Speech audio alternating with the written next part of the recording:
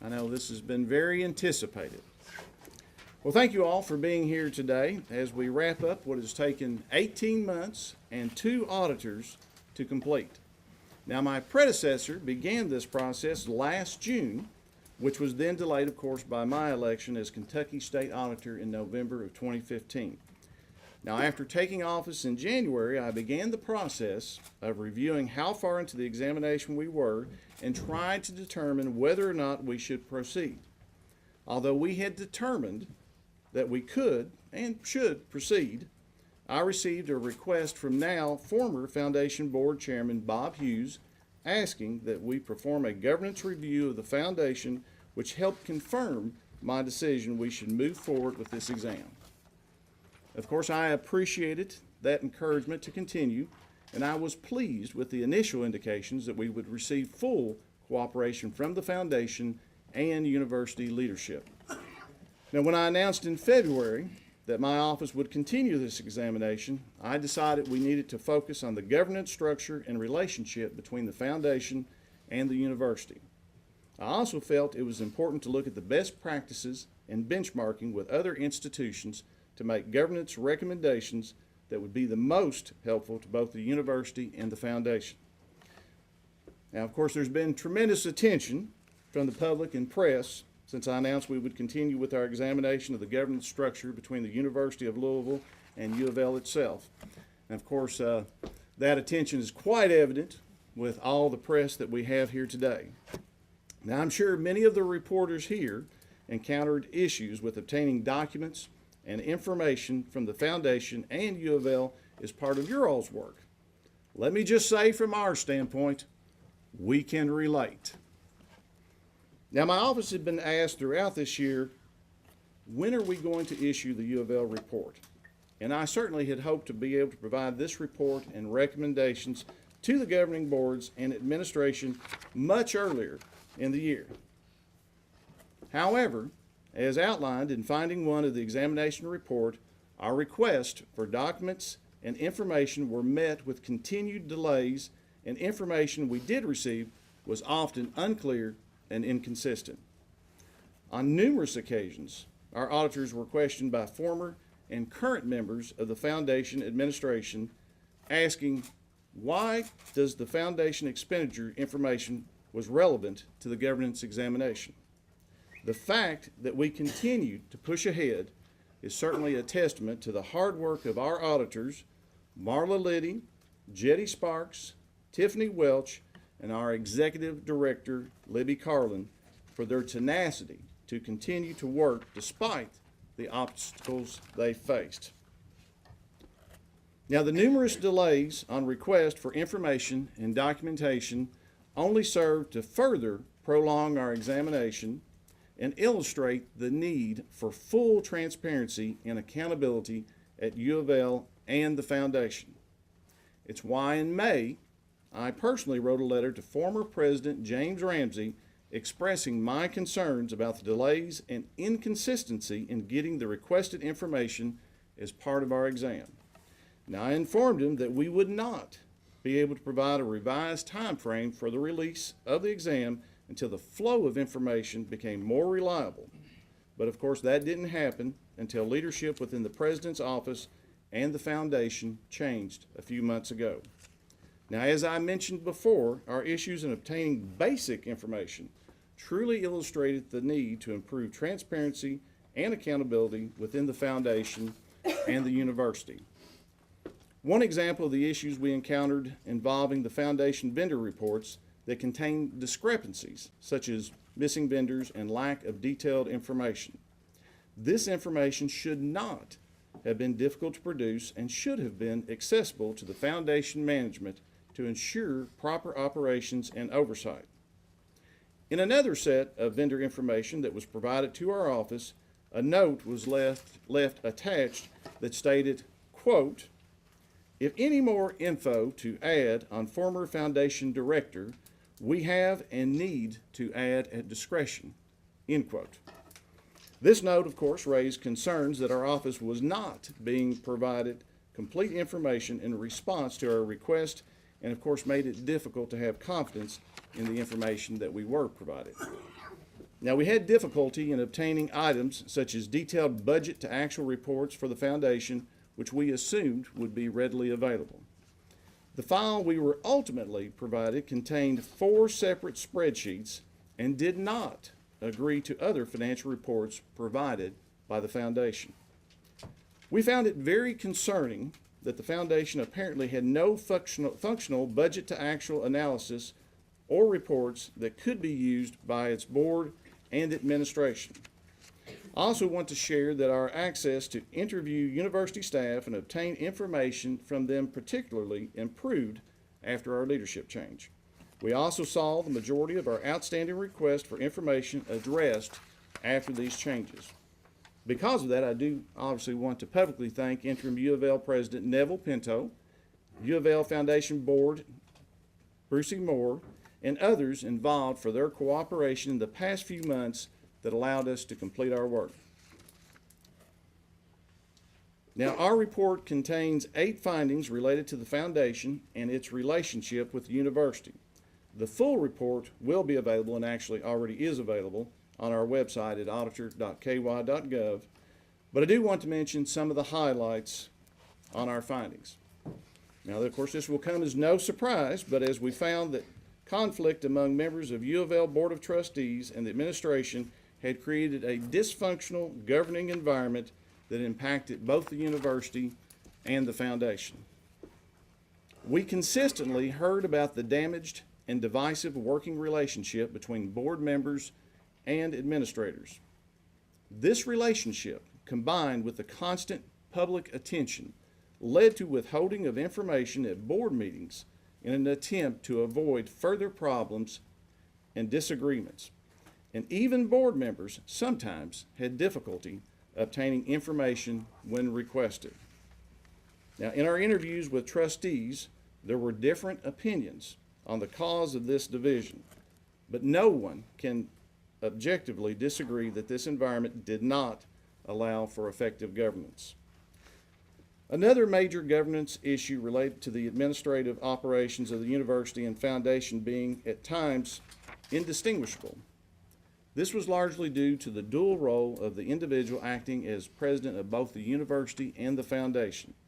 In this dual role, the former president not only managed the university, he also had influence on the amount of endowment funds provided from the foundation to the university, including the amount of endowment dollars budgeted to the president's office.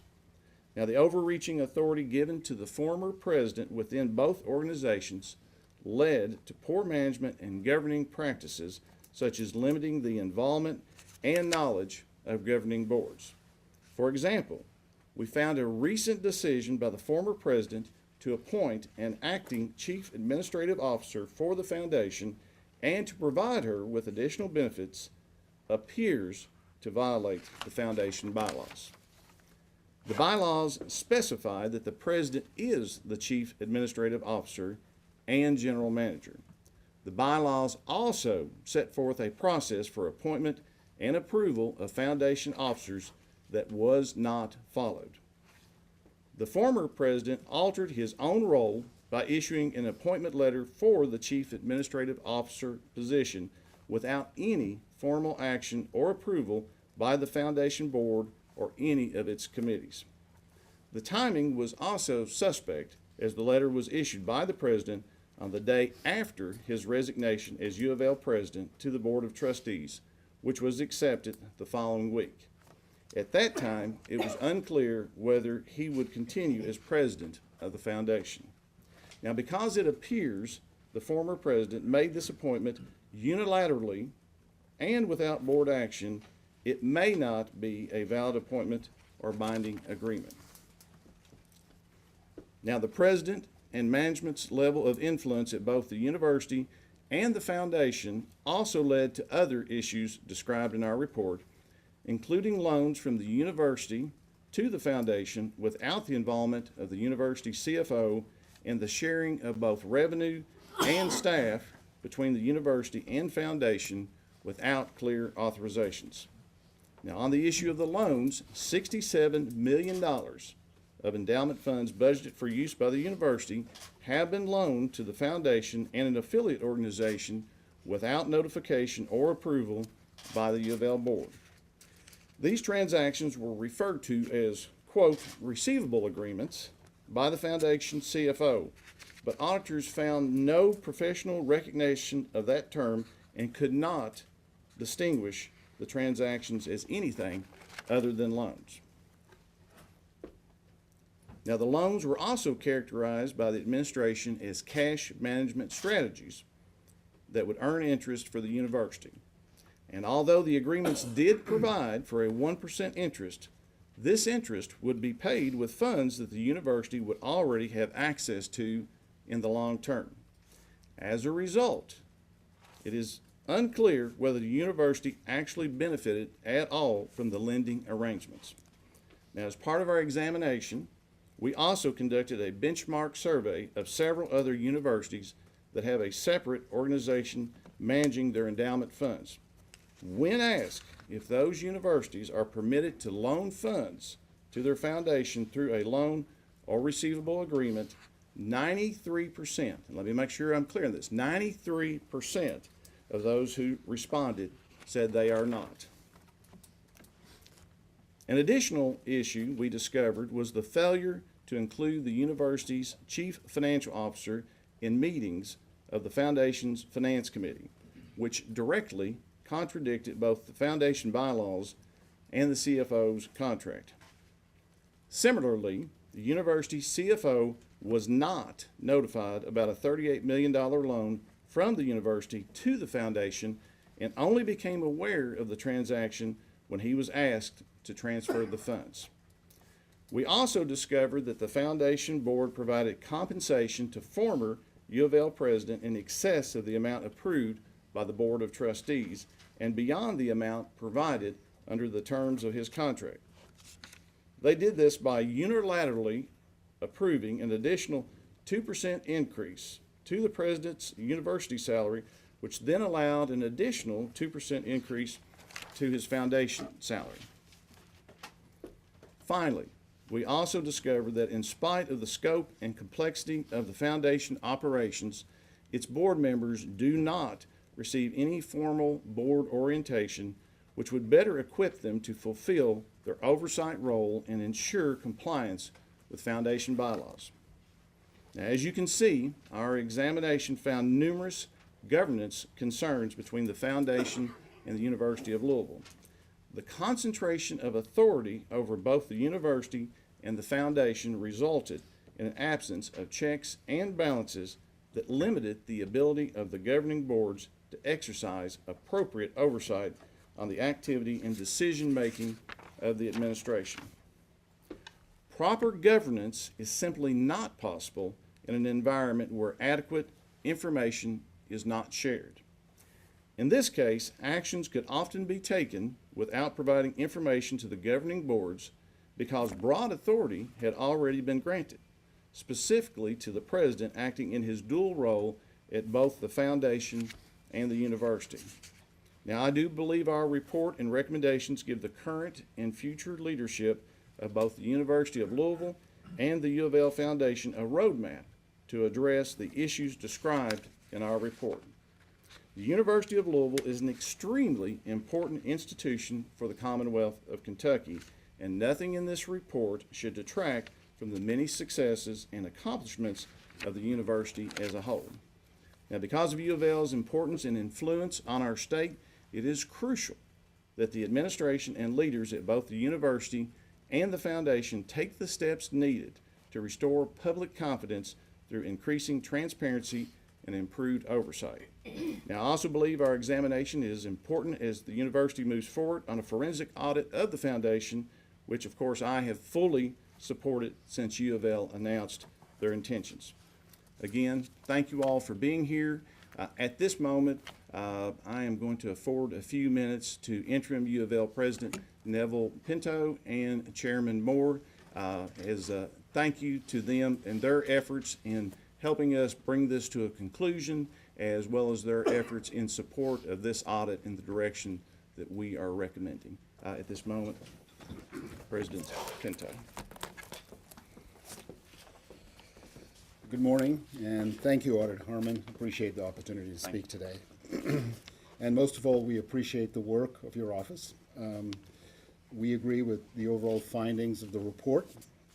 We know that much work needs to be done, but we feel good about the fact that we have addressed many of the recommendations that you have made. The foundation, as you know, is an important part of the university and our community. Restoring stakeholder and donor confidence is an absolute priority for our university. The role of the foundation to support the university is more important now than it has ever been with the continued state funding cuts. It's a new day at the foundation with new leadership represented by Chairman Moore, and the leadership is committed to openness and transparency. A number of changes have already been made to help us become more open and transparent. They include hiring a law firm to handle the backlog of open records requests, hiring a new executive director, Mr. Keith Sherman, to improve operations, and selecting a nationally recognized firm to conduct a forensic audit of the foundation and creating a board orientation program. The audit will serve as a roadmap for the foundation as we work to continue to improve its practices and operation. We acknowledge that some of the foundation's activities in the past have not aligned with best practices. But again, it is a new day, with new leadership committed to making the changes needed to ensure that the foundation becomes a model for university foundations across the country. We look forward to continuing the work necessary to ensure that the public trust and confidence in the foundation is restored. While much of the work remains, we are very pleased with the tremendous accomplishments that have been made in a short amount of time. Once again, I thank you and your staff for working so hard on coming up with this report, and we pledge to work together to resolve the issues. Appreciate it. Chairman Moore? Thank you. Good morning. Again, I don't want to be redundant, but I want to thank so much for your work and the people that I worked with in the auditor's office. As many of you know, I was only recently, it'll be 3 months tomorrow, I think, elected to be the chair of the University of Louisville Foundation. One of the first things I did was pick up the phone and call here and say, where are we on the state audit? I knew it was something that was important. We wanted it to be complete as quickly as possible so that we could move forward. And I learned that there had been the issues of delays that have been described here today by you, Auditor Harmon. And so one of my first tasks was, let's get this information to the state auditor's office so they can complete their task and create the roadmap going forward. And I appreciate working with your staff and this report being completed quickly since September. Then the next thing I learned as I became chair was the tremendous backlog of open records requests or even lawsuits filed and this sort of thing. So one of my first actions was to get authority from the board to hire an outside counsel. David Tackall, and Kate Cosby have been very instrumental in helping us get our arms around that in an attempt to complete our goal of being transparent, as I have spoken many times. And you're right, the entire workings of the University of Louisville Foundation going forward, we hope to be as transparent as we possibly can. And so I think we have addressed many of the issues that have been pointed out already. We will continue more corrective action. And of course, we've joined the Association of Governing Boards of Universities and Colleges so that we can get best practices. And we wanted to include the suggestions that are made by your office and from other higher education expert associations. Most importantly for me, I guess personally, is the hiring of Keith Sherman as the interim executive director, who will be in charge of the day-to-day operations. I find that he has tremendous executive experience. He has good judgment and great ideas in just the few days that I've been able to work with him, and that's been since December 1st. We do have the joint committee, as many of you know, between the University of Louisville Foundation and University of Louisville trustees, and I believe that the communication between those two boards, I've made every effort to make sure that both boards feel like they're transparent with each other and talking to each other. And one of those was this joint committee, and within the 3 months, the joint committee has met, sent an RFP, and as you know, hired a firm, and that has actually started. It is in the process. And it's a complicated organization, as anybody who has looked at it, and it's very complex. And one of our goals is to make it less complicated so that everyone can understand all the different entities that are involved with the University of Louisville Foundation. That includes board orientation, which we will start. We're going to do this in pieces. We can't do a board orientation for such a complex organization in one setting. So on December 21st is our next scheduled University of Louisville Foundation meeting, and we're going to introduce and talk about some of the issues, our bylaws, open records requests and procedures and conflict of interest, those sorts of things. I discovered shortly after being appointed to this position that the chief operating officer of the university should be on the finance committee. So before this report came out, we have a finance committee meeting scheduled also for December 21st. So I had reached out and made sure that our chief financing officer for the university was included on the finance committee and would be involved. So this is a roadmap. We've made many corrections. We have many more to do, and we will certainly do that because, as everyone that's spoken here today, the University of Louisville Foundation is critical to the University of Louisville, to the city of Louisville, and to the state. And we have lots of wonderful things going on at the university that are provided by the foundation. So I'm looking forward, I'm looking ahead.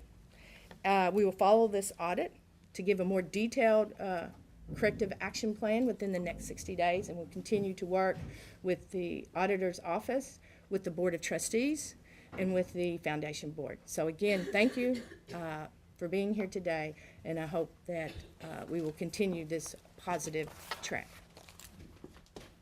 At this time, we would be open to some questions from either myself. Yes, Tom. Mike, one thing I didn't see in here, I assume there's not gonna be any referral to either the Attorney General's office or Right. state police There are no referrals in this particular one. Primarily, we were focusing on the governance exam, but if we had found something that we felt rose to that level, we would certainly go ahead and refer that. Yes. Auditor Harmon, you know that this is the second high-profile examination that's come out. Both of them had a lot of people paying attention, wondering if you would have any teeth in any of these examinations. And to find out that you're questioning bylaws, you're questioning loans made, and that none of these accusations or recommendations are being forwarded to any outside investigating agency, some people may question how much teeth you have. That's certainly understandable. What I have always told our auditors is we are going to go in, we're going to look at the data, we're going to follow the data, and we're going to, you know, if there's something there, we're certainly going to utilize that. But we're just going to follow the data. Now, I don't know if anything additional will come out in the forensic audit, and we are certainly supportive of the forensic audit. But our main goal was to make sure that we did a governance review so that we could actually get that to both the U of L and the foundation, so they would have that as a decent roadmap moving forward. But it is a decent question that you ask. Yes. It sounds like, and forgive the way I'm putting this, but it sounds like at some point, former President Ramsey kind of went rogue and was using this almost as a personal slush fund. Is that a fair characterization? I don't know if I would characterize it exactly like that. What I would say is that we looked at the governance because we had concerns. Now, obviously, the dual role that President Ramsey had was not unique. There were a couple of presidents prior that had that role. How he utilized that role, we just had some concerns that there needed to be additional oversight. If they're going to continue with this, there needs to be proper oversight to make sure there are checks and balances in case something happens along this line. Yes. What is your basic response to Dr. Ramsey's response, where I believe he said that this relationship between the foundation and the university is really a key to sparking the success and growth of the university over the last decade or so? Well, obviously, there has been quite a bit of success in the university, but at the same time, no matter who we are, whether I'm the auditor or whether we're anybody else, we have to have the proper checks and balances. And if there's information that's not coming before the board, part of the problem is they extended too much power without checks and balances, but without proper checks and balances, problems can occur. One of the things that we do our county audits, a lot of people get written up for is lack of controls. And so it is important whenever you have, even if you have a small number, of course in this particular case, obviously it represents a much larger group, you've got to have proper checks and balances to make sure that if something goes on, there's someone that can hold them accountable. Yes. With the assertion that Kathleen Smith's contract may not be valid, is there any means for taxpayers to get back, or the foundation to get back any of that money? That would be an issue that would have to be addressed by the board. Obviously, I know the board is reviewing that particular contract now. Just based on our review of the foundation bylaws, it does appear that it was done out of compliance with the bylaws. But you're unclear whether or not there's any means to take action to take any of the money back? At this time, no.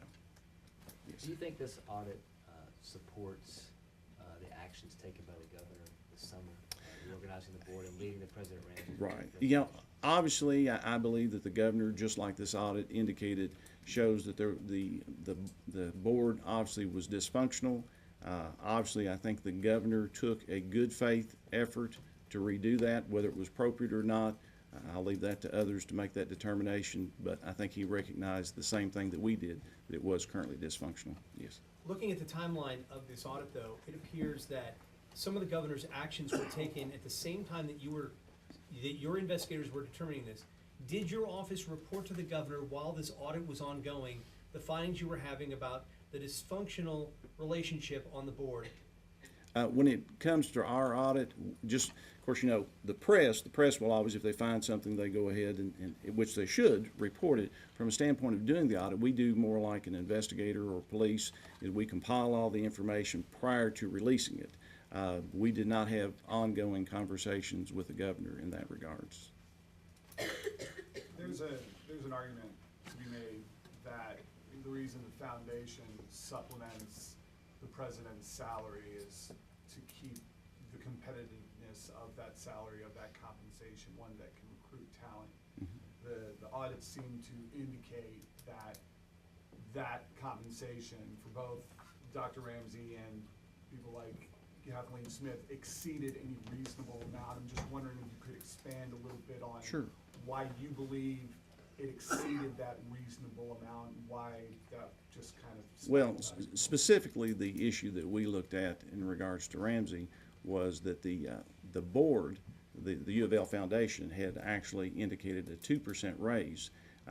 According to the bylaws, the foundation is supposed to mirror that, but what they ended up doing is providing a 4% raise, or actually providing an additional 2% raise beyond the terms of the contract so that they could provide the full 4%. The only thing that we've indicated, whether it's the amount of the salary is, we want to make sure that the information of the board is followed, and we also want to make sure that there are sufficient checks and balances. As for the total dollar amount, that's up to each individual board to determine whether they need that dollar amount to be competitive. But is it your belief that because President Ramsey was in charge of that organization, the foundation, that it maybe influenced their decision to compensate him? Without proper oversight, it can make it very easy for someone to do something along that lines. And there needs to be proper oversight, checks and balances. Is there a specific recommendation in the report that the president of one be a different person from the president of the other? Right. That specific recommendation was not made. The recommendation that was made was that if you continue with that particular dynamics, that you make sure that there are additional proper checks and balances in any information that the board be made aware of information.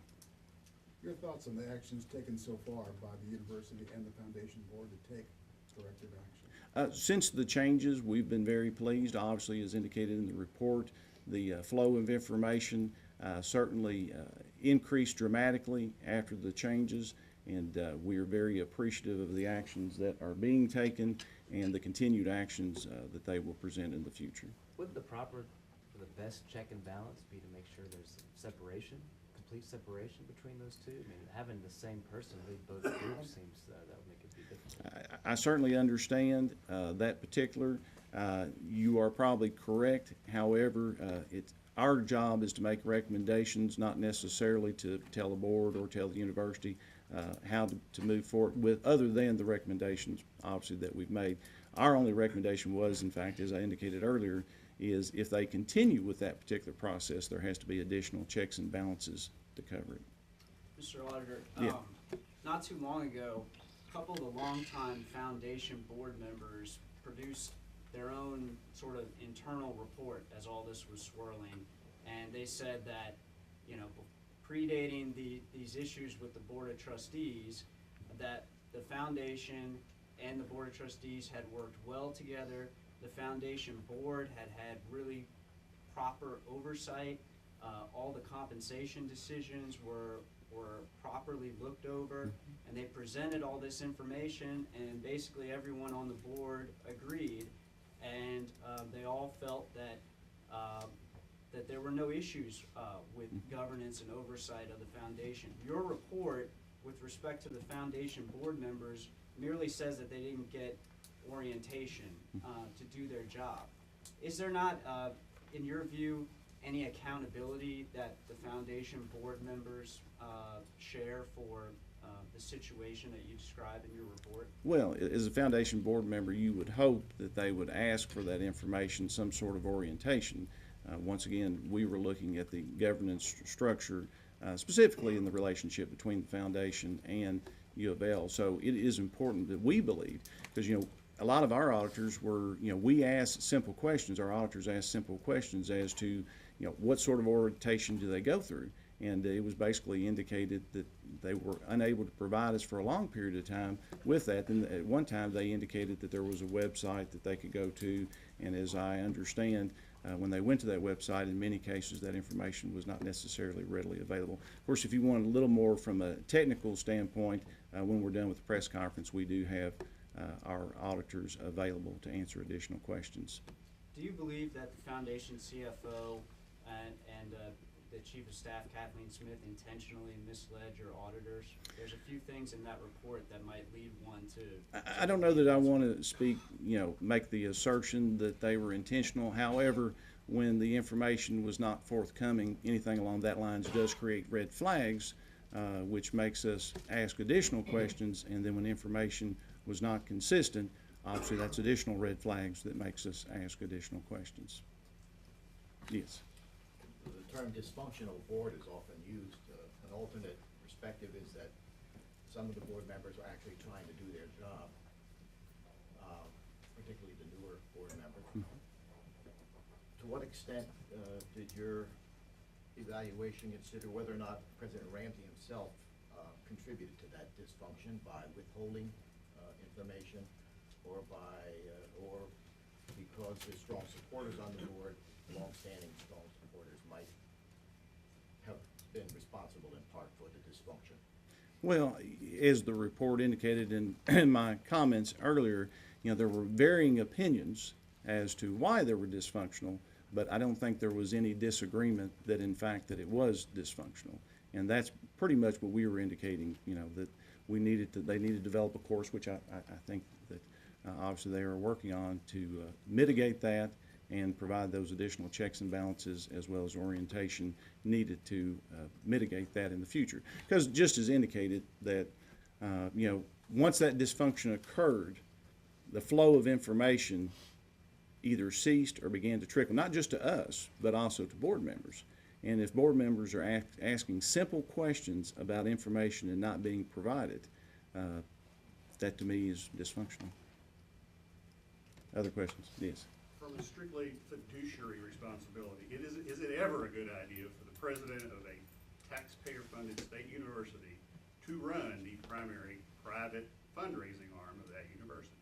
Well, as indicated earlier, from a standpoint, we did not make that assertion one way or the other. The only assertion that we did make was that if they are going to continue with this particular direction, that they in fact need to have additional checks and balances to make sure that it doesn't go off the tracks, as it were. Would that be enough? Would that be enough? I think from a standpoint that it would be important to at least do that.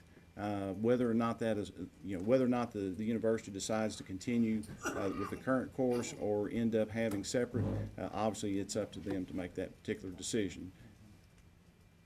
Any other questions? Any other questions? Just wanted to follow Yeah. up. You said earlier that you did not have ongoing discussions with the governor's office as this was going on.